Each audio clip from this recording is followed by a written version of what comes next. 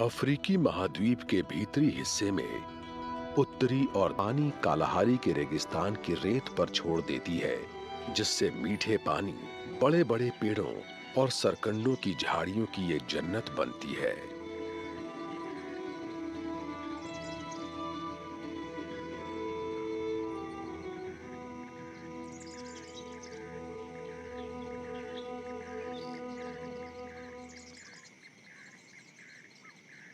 ओकवांगू में दुनिया की कुछ सबसे ज्यादा विविधता वाली प्रजातियों का ठिकाना है।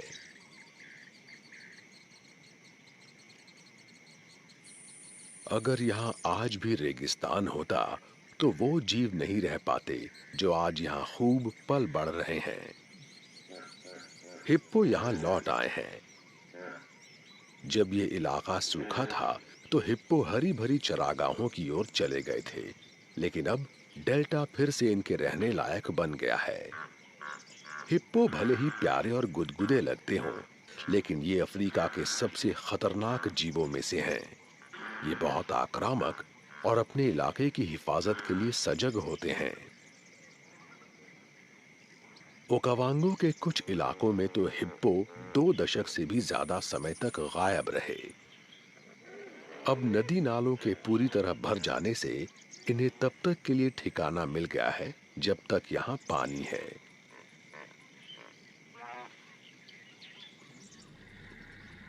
मगरमच्छों को भी जिंदा रहने के लिए पानी की जरूरत होती है। बारिश और बढ़ते हुए पानी ने उनके लिए शिकार करने और रहने के बिल्कुल सही हालात पैदा कर दिए हैं।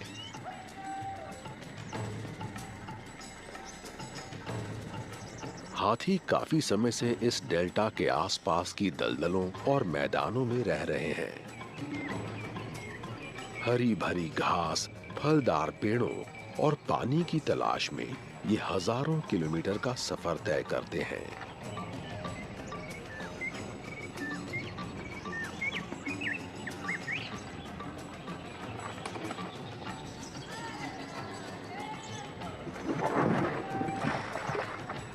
हाथी प्रवास यानी माइग्रेशन के लिए पीढ़ी दर पीढ़ी चले आ रहे रास्तों का इस्तेमाल करते हैं, लेकिन फिलहाल ये यहीं रहने वाले हैं। इनके परिवारों के लिए यहाँ काफी खाना और पानी है।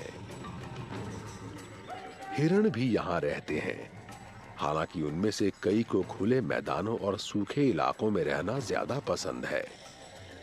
ओकवांगो में उनके लिए भरपूर पानी और ढेर सारा चारा है। शिकार बनने वाले जीवों के लिए सूखे मौसम में पानी के बहुत कम स्रोत थे, जिससे शेर जैसे शिकारी जीवों को बहुत आसानी होती थी।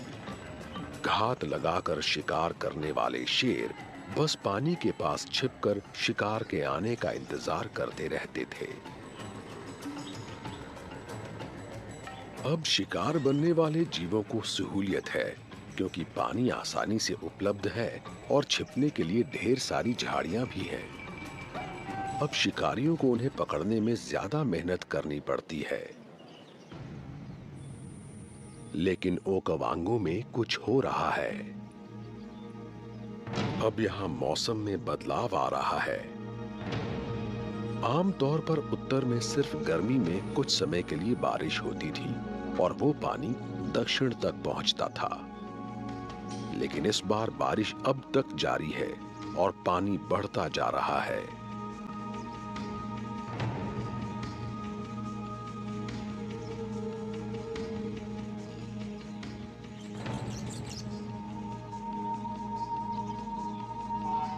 कुछ महीने पहले तक ये इलाका काफी सूखा हुआ था, क्योंकि वो गर्मी का मौसम था और उत्तर में हुई बारिश का पानी यहां तक नहीं पहुंचा था।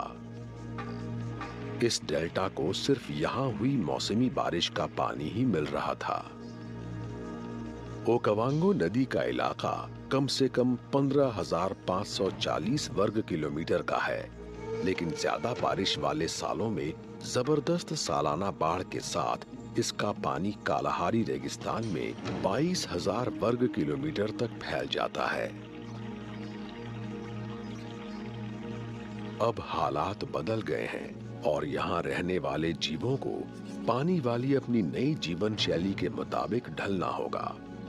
गर्मी के सूखे महीनों के दौरान इन्हें पानी सिर्फ जल कुंडों से मिलता है, जो बहुत कम और एक दूसरे से काफी दूरी पर हैं। लेकिन वो सब बीच में नदी के काफी बड़े हिस्सों में डूब गए हैं। शाकाहारी जीवों के लिए ये बिल्कुल सही हालात हैं। ऐसे में उन्हें ज्यादा खाना मिलता है।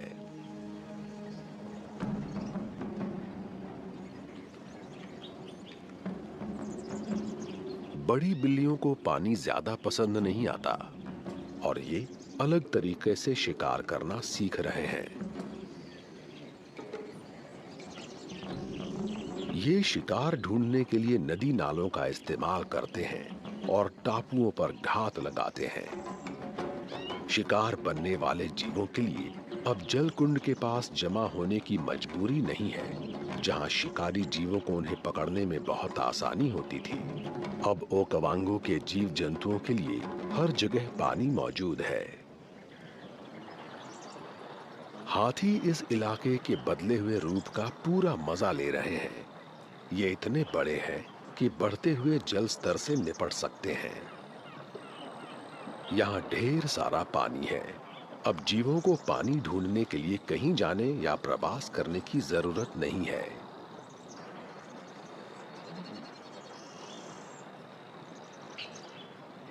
पानी से भरे नए इलाकों के साथ ओकावांगो डेल्टा का जीवन भोजन, छांव, खूबसूरती और मौज मस्ती का जरिया है। यहाँ बबूनों के बड़े बड़े झुंड होते हैं और ये अपने बच्चों के साथ सवाना की ऊंची घास और नदी के पास उगने वाले जंगल में खेलते और उछल कूद मचाते रहते हैं। यहाँ इनके लिए जरूरत से ज्यादा भोजन मौजूद है और खेलने और मजे करने के लिए इन्हें ढेर सारा वक्त मिलता है।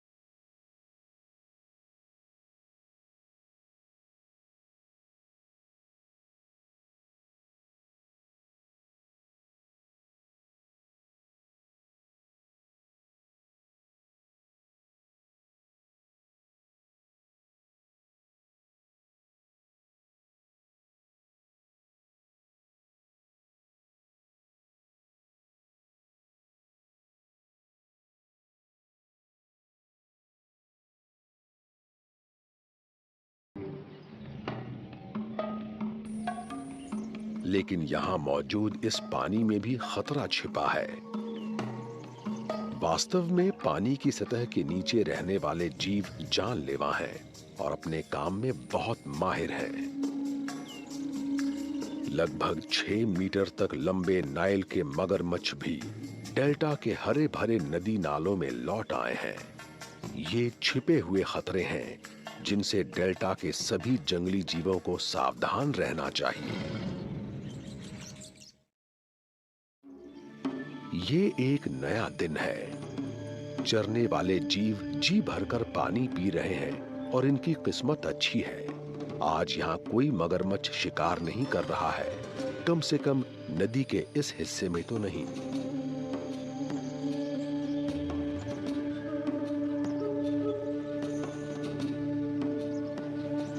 हिरण अब नदी से दूर आ गए हैं और ये पक्का कर रहे हैं कि अपने चारों तरफ मौजूद ढेर सारी हरियाली का फायदा उठाने का कोई मौका न चूक जाए। ओकावांगो डेल्टा में हमेशा से जीव जंतुओं की कमाल की विविधता रही है। डेल्टा में रहने वाले कई हिरण शायद ही कहीं और पाए जाते हैं। इनमें रेड लचुए शामिल हैं, जो यहाँ बड़े बड़े झुंडों में रहते हैं।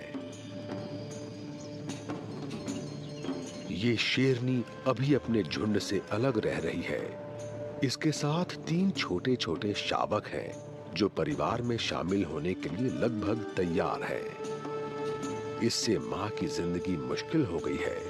इसके लिए अपने परिवार के लिए शिकार करना जरूरी है और इसे ये काम अपने झुंड की मदद के बिना अकेले ही करना होगा।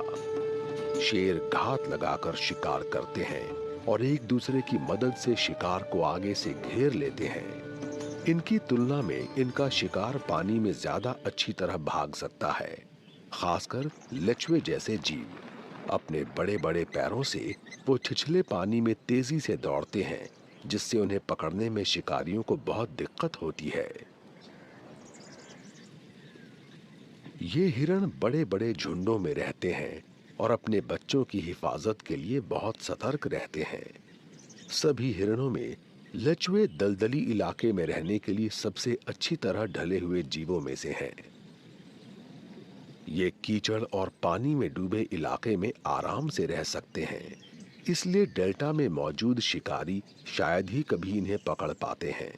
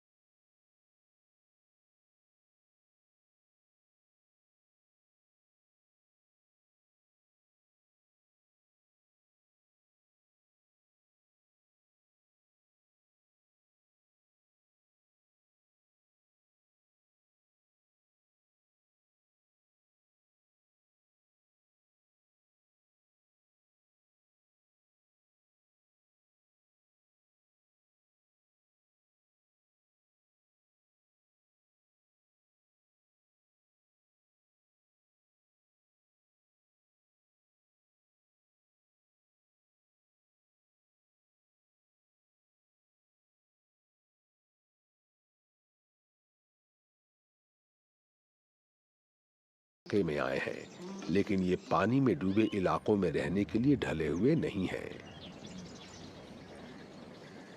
शेरनी की निगाहें एक इम्पाला पर टिकी हैं। घास चरने वाला ये छोटा सा हिरण जरूरत पड़ने पर 2.5 मीटर तक उछल सकता है। शिकारियों से बचने के लिए ये खुले इलाकों की बजाय घनी झाड़ियों की ओर भागते हैं, जिससे इनका शिकार करना मुश्किल साबित होता है।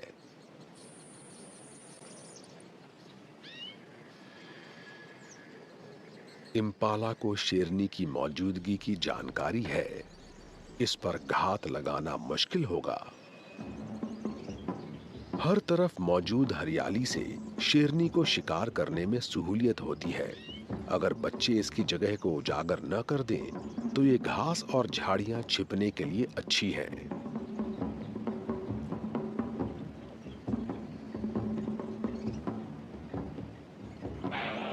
अचानक इम्पाला भाग निकले और ये आज रात किसी का शिकार नहीं बनने वाले हैं।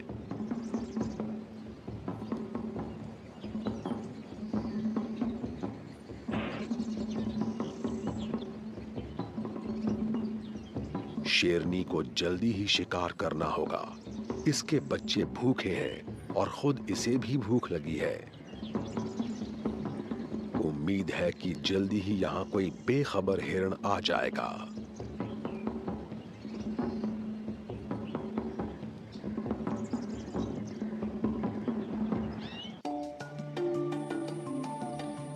अंगोला में हो रही बारिश का पानी जैसे ही नामीबिया और फिर बोत्सवाना के डेल्टा क्षेत्र में पहुंचने लगता है, ये पूरा इलाका बदलने लगता है और यहाँ कुछ जगहों पर पानी की गहराई लगभग 4 मीटर तक हो सकती है। यहाँ के ज्यादातर जीवों के लिए ये एक मौसमी बदलाव है और इतने वर्षों में उन्होंने इससे निपटना सीख लिया है।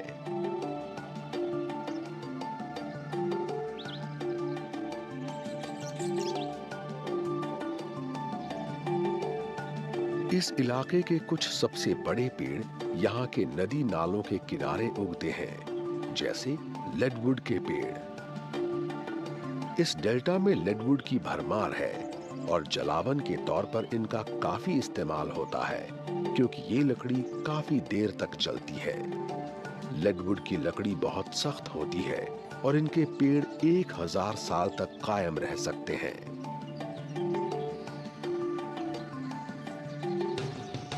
फिग के पेड़ों की ऊंचाई 6 मीटर तक होती है और ये भी 1000 साल तक कायम रह सकते हैं। अपनी लकड़ी और फल के लिए पसंद किए जाने वाले सिकमोर फिग के पेड़ हाथियों और ऐसे अन्य जीवों के लिए खाने का अच्छा स्रोत हैं जो पेड़ों से भोजन हासिल करते हैं। जरूरत पड़ने पर हाथी कई दिनों तक बिना पानी पिए रह सकते हैं। ये एक बार में ढेर सारा खाना भी खा सकते हैं। इनका भोजन आसानी से नहीं पचता, इसलिए इन्हें सही पोषण प्राप्त करने के लिए ज्यादा से ज्यादा मात्रा में खाना पड़ता है।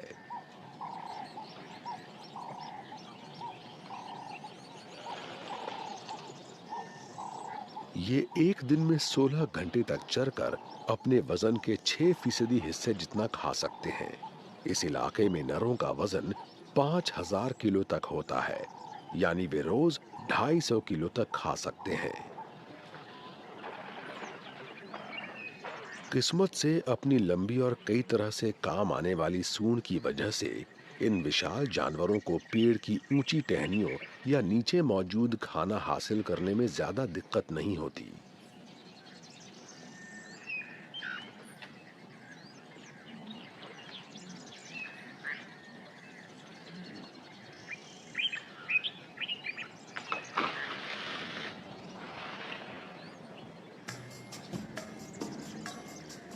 यहाँ फलने फूलने वाला एक और पौधा है पपायरस।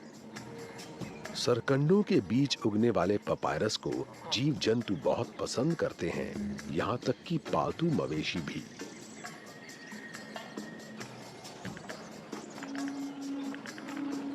खासकर हाथी अक्सर इनके तनों और पत्तों को खाते रहते हैं।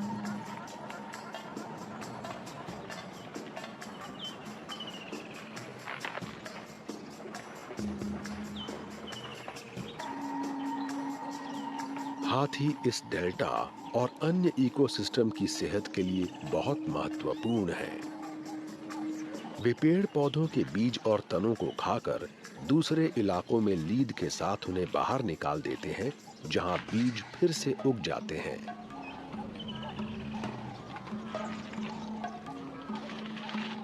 बीजों को फैलाने के लिए अगर हाथी न हो तो पेड़ों की कम से कम 30% प्रजातियां गायब हो सकती हैं।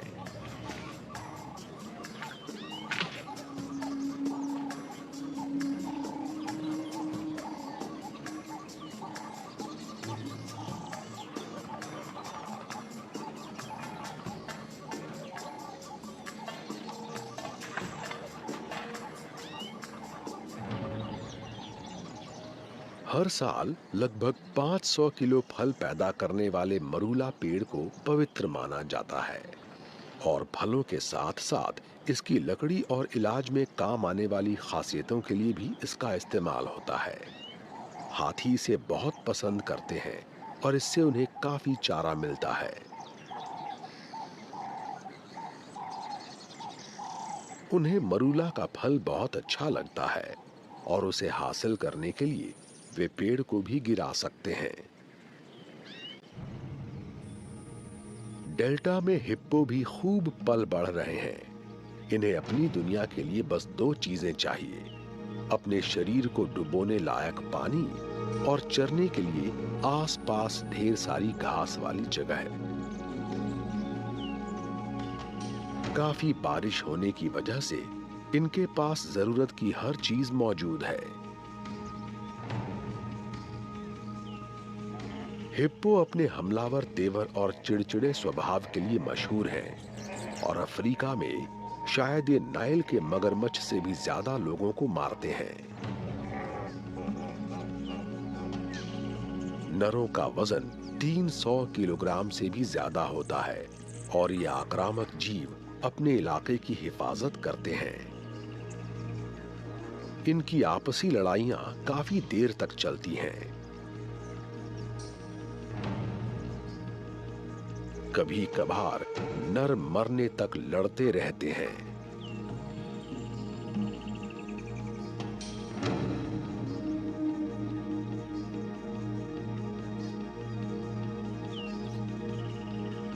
लेकिन नदियों के सूख जाने पर इन्हें धूप और गर्मी और भूखे शिकारी जीवों दोनों से बहुत खतरा रहता है।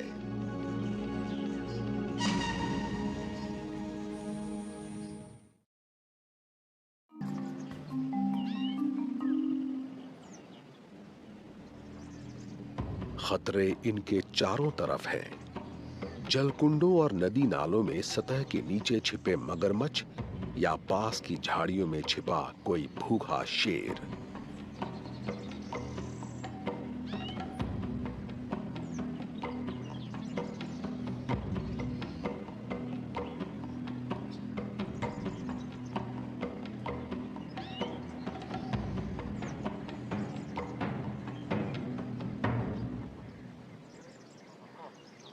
जिराफ खतरों से बहुत अच्छी तरह वाकिफ है।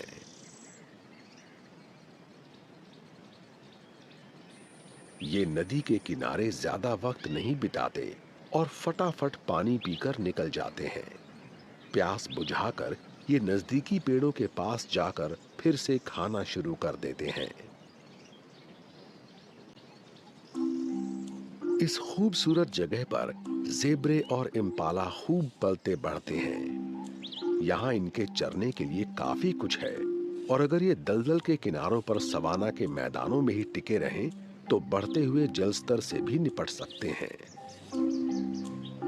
नदी नालों को पार करते समय पानी इनके लिए खतरनाक हो जाता है। बबूनों और इम्पाला को अक्सर साथ साथ खाते और चरते हुए देखा गया है। इनका भोजन अलग अलग है, इसलिए दोनों में कोई मुकाबला नहीं है। बबून काफी दूर तक देख सकते हैं और ये अक्सर शिकारियों पर नजर रखकर चेतावनी देने के लिए पेड़ों पर संतरी तैनात रखते हैं।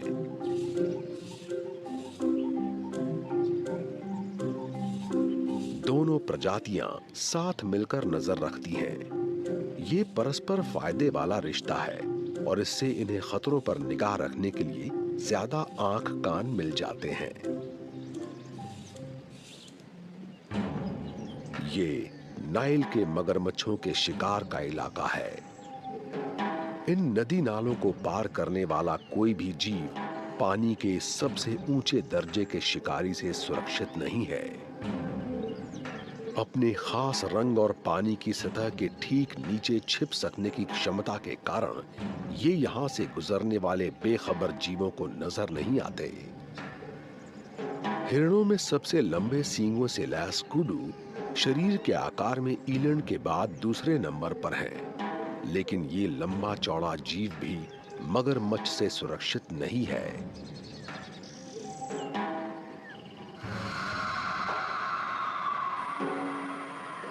घबराए हुए कुडू ये देखने की कोशिश कर रहे हैं कि पानी की सतह के नीचे कोई खतरा है या नहीं।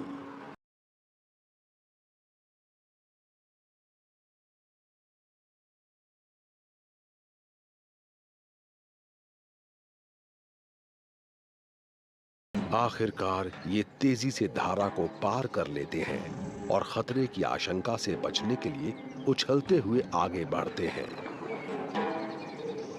शायद ये पहले भी मगरमच्छ के हमले झेल चुके हैं। कुछ कुडू दूसरों से साहसी हैं और पानी में आराम से चलते हुए जा रहे हैं। ये कूडू खुशकिस्मत है। आज या तो मगरमच्छ भूखे नहीं हैं या फिर उन्हें इस क्रॉसिंग का अब तक पता नहीं है।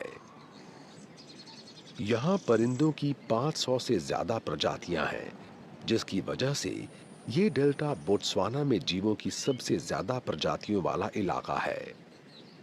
लंबी चोंच और उतने ही लंबे पैरों की वजह से सैडल बिल स्टॉर्क दलदली इलाकों में रहने के लिए अच्छी तरह अनुकूलित हैं। ये मछली, सरीसृप और मेढक समेत पानी में रहने वाले तमाम जीवों के साथ छोटे चूहों, छछूंदर वगैरह का भी शिकार कर लेते हैं। सरकंडों और ऊंची घास के बीच चलने और शिकार करने के लिए ये लंबी चोंच और टांगों का इस्तेमाल करते हैं। पानी में चलने वाले कई परिंदे डेल्टा में छिछले नदी नालों और जलकुंडों का इस्तेमाल करते हैं। इनके खाने के लिए मछलियों की कई किस्मों के साथ साथ पानी में रहने वाले ढेर सारे कीड़े मकोड़े भी हैं। ओपन बिल स्टॉर्क ऐसा ही एक परिंदा है और इसमें अपने पसंदीदा शिकार यानी घोंघे पकड़ने की कमाल की महारत है। इसकी चोंच के बीचों बीच थोड़ी सी जगह होती है। इस इलाके में पानी बढ़ने पर गाद से छोटे छोटे टापू बन जाते हैं। ये बहुत स्थायी नहीं होते और चरने के लिए उन पर जाने वाले जीव कभी कभार वहां फंस जाते हैं। वे पानी घटने पर ही यहां से जा सकते हैं, खासकर जब चारों तरफ मौजूद पानी में मगरमच्छ छिपे हुए हों।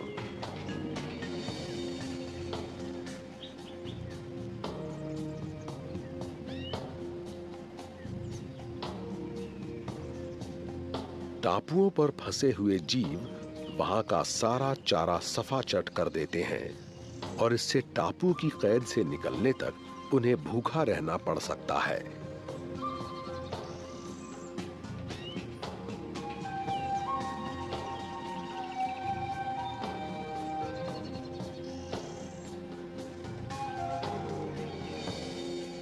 उत्तर से आने वाले तूफानों से फिर से बारिश वाले बादल घिर रहे हैं। पानी का स्तर अब भी बढ़ रहा है और तूफानों की वजह से और बारिश होने पर इसका बढ़ना जारी रहेगा।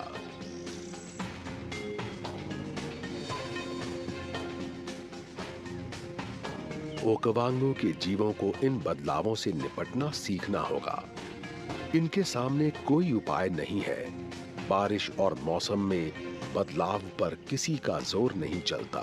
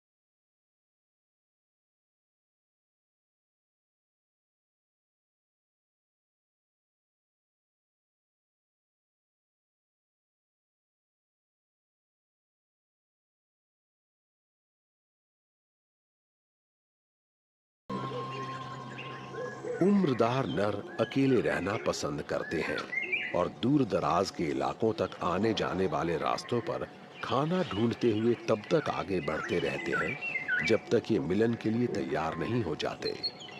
फिर ये हथनियों का एक झुंड ढूंढकर तब तक उनके साथ रहते हैं जब तक वो आगे नहीं बढ़ जाती।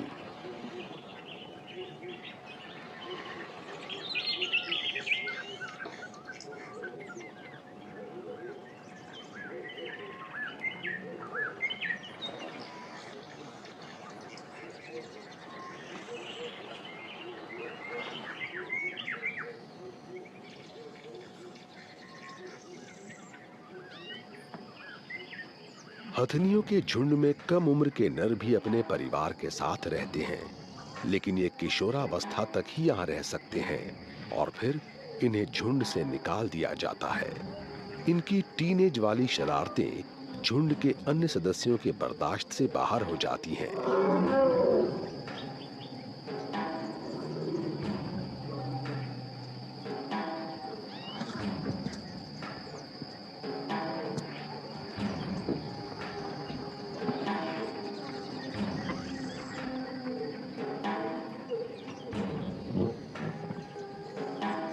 कम उम्र के नरों के तेवर और व्यवहार में हार्मोनों की वैसी ही अहम भूमिका होती है जैसी टीनेज लड़कों के मामले में होती है।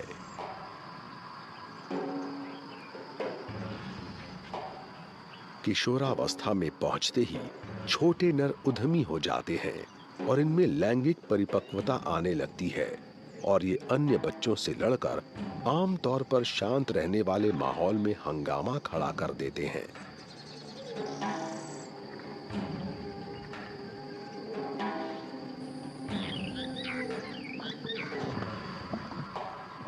किशोर हाथी अपने परिवारों से अलग होकर कुछ फासले पर मां के झुंड के पीछे चलते रहते हैं। ये अक्सर दूसरे कम उम्र के नरों के साथ मिलकर बैचलर हर्ड बना लेते हैं।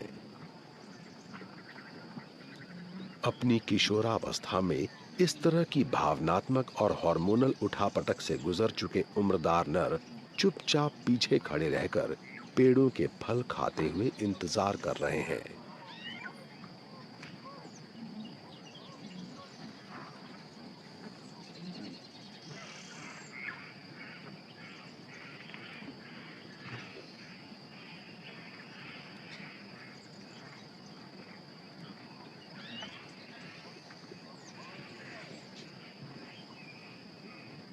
छोटे नर आखिरकार उनके पास पहुंच जाते हैं और फिर इनके बड़े होने और ये सीखने की लंबी प्रक्रिया शुरू होती है कि असली बड़े नरों जैसा व्यवहार कैसे करें।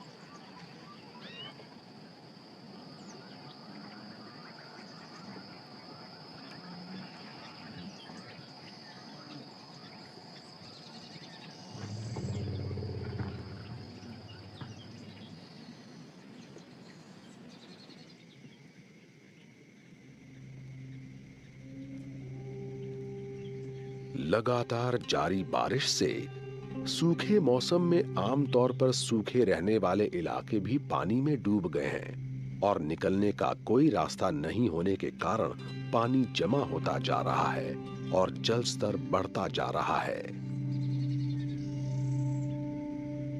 क्या ये हाथियों के लिए भी समस्या साबित हो सकती है?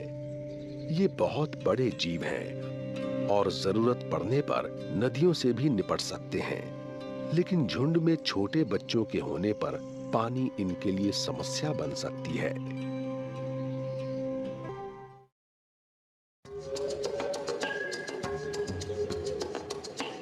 फिलहाल काफी हरियाली है और यहाँ रहने वाले सभी जीवों के लिए काफी भोजन मौजूद है।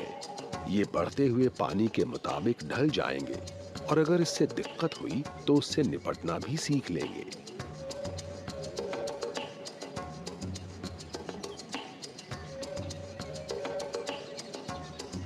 पानी से भरे इस इलाके में हाथी आसानी से घूम सकते हैं और इस शानदार इलाके में इनके कई झुंड मौजूद हैं।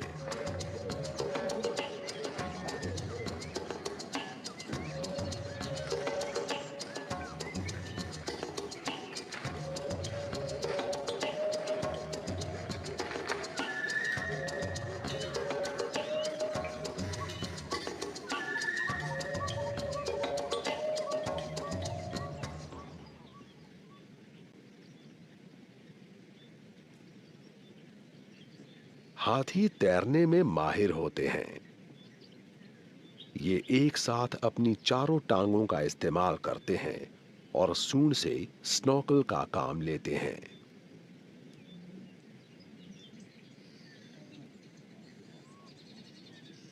इनका विशाल शरीर फ्लोटेशन डिवाइस की तरह काम करता है और ये काफी दूर तक तैर सकते हैं।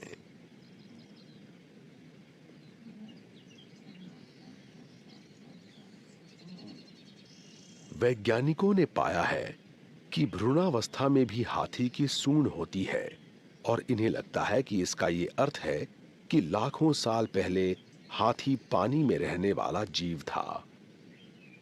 सूंड में 40,000 मांसपेशियां होती हैं, इंसान के पूरे शरीर से भी ज्यादा। अभी यहाँ पानी महज कुछ मीटर गहरा है और बड़े बच्चों और उम्रदार हाथियों के लिए इस चौड़ी नदी को पार करना बहुत आसान है।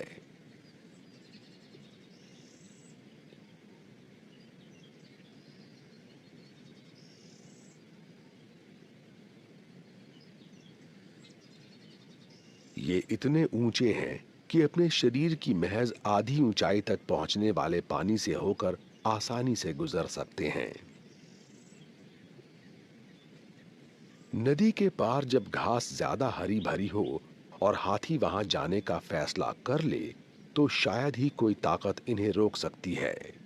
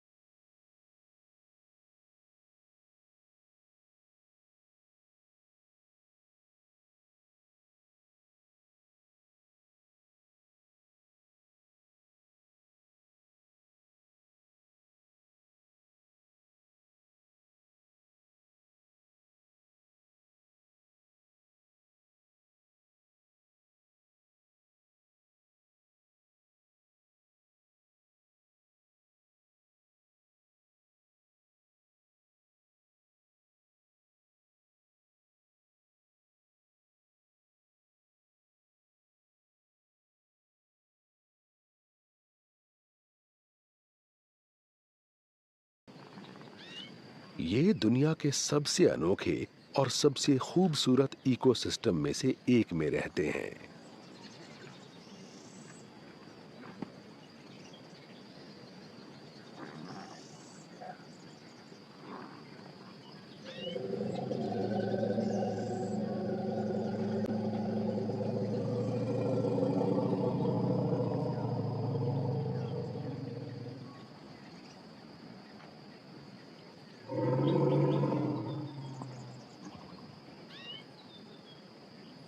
पर ये हालात बदल जाएंगे, लेकिन मौसमों की तरह ये भी मुमकिन है कि यहाँ एक और बदलाव होगा और शायद पानी फिर से कम हो जाए।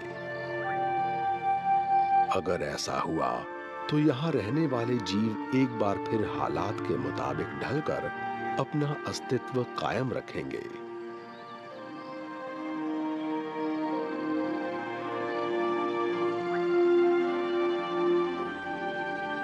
ओकवांगो डेल्टा में चाहे जो कुछ भी हो, यहाँ मौजूद खूबसूरती हमें दिखाती रहेगी कि कुदरत कितने नए नए तरीके ढूंढ सकता है और इस पृथ्वी पर रहने वाले जीव जंतुओं के साथ हमारी दुनिया कितनी खूबसूरत हो सकती है।